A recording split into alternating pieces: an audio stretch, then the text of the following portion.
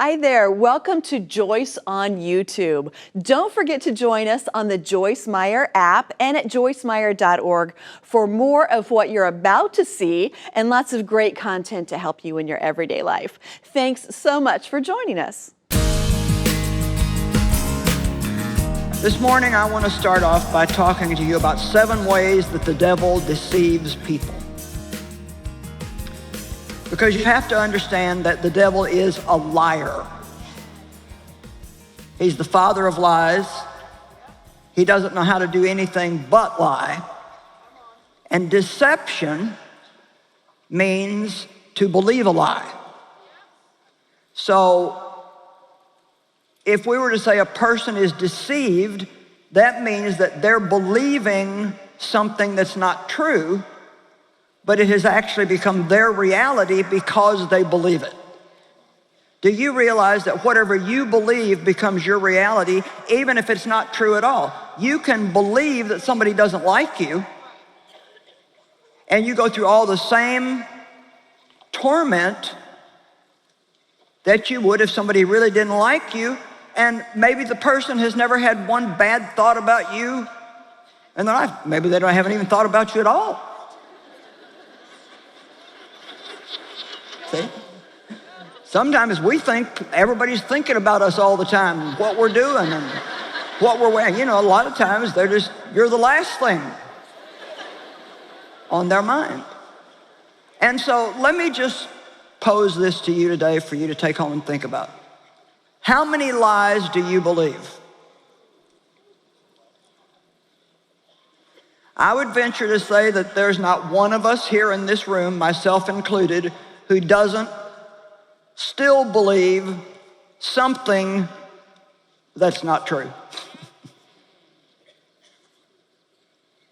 Now, will you just kind of tuck that away, take it home with you, and when you have your time with God, start asking God to reveal to you lies that you believe. Because every lie that you believe represents something the devil is stealing from you that God wants you to have. And you know, we all have a little different bent to our ministry, those of us that are called into ministry. And besides seeing people saved and helping hurting people all over the world, I really, really, really want to see people, I want Christians to be spiritually mature, not stay babies their whole life. And I really want to see people have what Jesus died for them to have. There's nothing sadder than a Christian with no victory.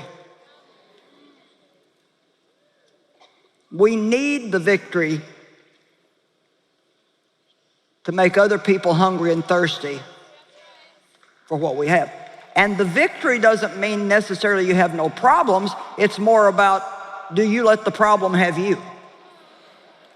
So, we have to know our enemy. 1 Peter 5:8 says, be alert and of sober mind. See, the mind is so important. Think about what you're thinking about. The next time you get depressed, take a moment and think about what you're thinking about. Or the next time the devil invites you to a pity party and you're sitting around feeling sorry for yourself, just ask yourself, now, what have I been thinking about? Well, you've been thinking about what you don't have, what people don't do for you, what you're not, and you can turn that around by simply thinking the way that God thinks. And the way he thinks is written in this book. This is your go-to. See? The more you know about this, I am so grateful for what I know. And I'm 43 years into this, so naturally, I know quite a bit by now, but I got it the same way you'll get it, one day at a time, 1 year at a time, refusing to give up. Just think 5 years from now what you'll know that you don't know now. And the devil doesn't want you to know anything. He'll do everything he can to keep you from having any knowledge. Your enemy, the devil, prowls around like a roaring lion looking for someone to devour. Okay, say right now, it's not going to be me. Satan was once a beautiful, magnificent archangel.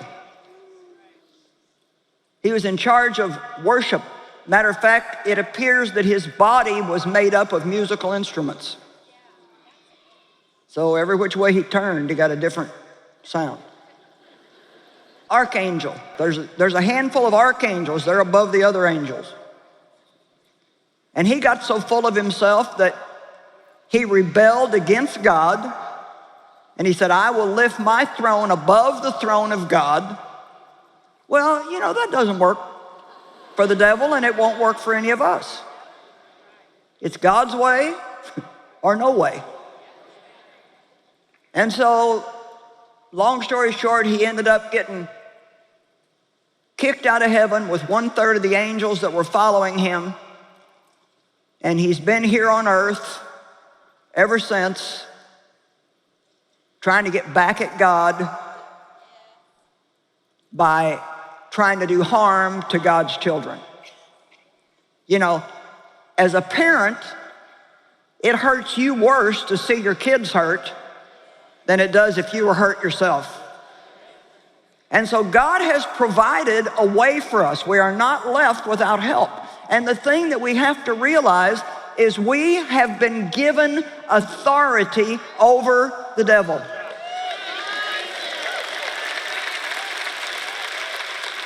When God created Adam and Eve, he gave them authority and put them in the garden. When they sinned, they gave that authority back to the devil. He said to Jesus, when Jesus was being tempted out in the wilderness, those 40 days and 40 nights, he said, these are mine and I'll give them to whomever I desire. Well, he does have power here because Adam gave it to him, but Jesus stripped him of that power. He took it away from him and he gave it that authority, not power, and he gave it back to anyone who would believe. And so I love Luke 10:19, especially in the Amplified Bible. It says, behold, which means look and see, I have given you power and authority over all the power the enemy possesses. And the thing I want you to notice is God's saying to you, I've not only given you power, but I've given you authority over all the power the enemy possesses. He didn't say the devil had authority. He says you have power and authority. The devil only has power.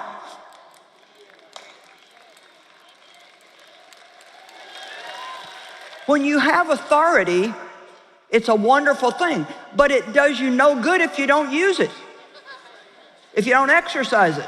And I think too many people are just sitting around just letting the devil just beat them up and frustrate them and aggravate them and steal from them and torment them, and they don't even try to fight back. You can't win the war if you don't go to the battle. And fighting the devil is not like, always like, man, when I first found out about having authority as a believer back in the 70s, I would scream at the devil and yell at the devil, I rebuke you, I rebuke you. And you know what?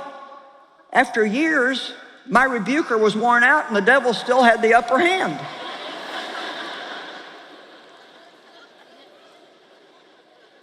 You know what it really means to resist the devil and he will flee? This is what I believe. I think it means when you have a problem, resisting the devil does not mean to resist the problem. It means to resist acting like the devil while you got the problem.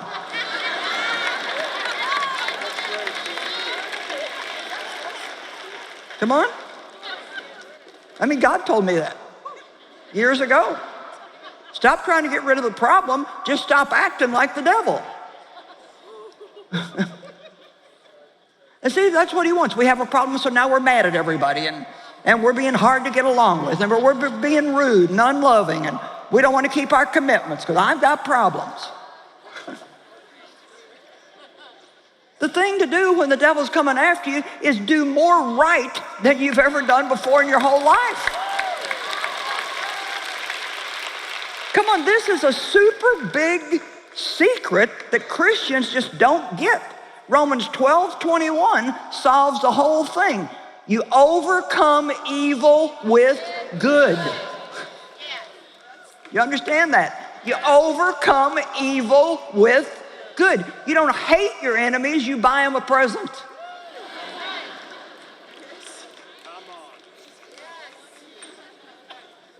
Do you get that?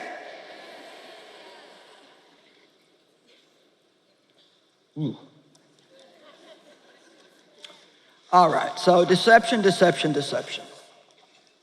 One of the things the devil does is he tells you lies about God all the time.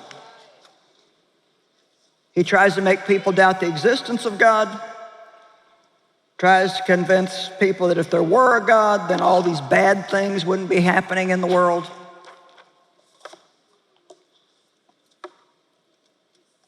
The devil tries to convince people that they're not created by God, but in fact they are the result of a cosmic accident that occurred billions of years ago, and that their closest relative is the ape.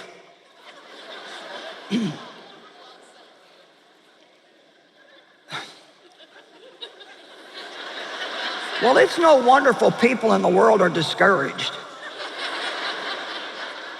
I mean, would you rather think that you're the next best thing up from an ape? Or that God created you with his own hand in your mother's womb, and he has a plan and a purpose for you, and he loves you?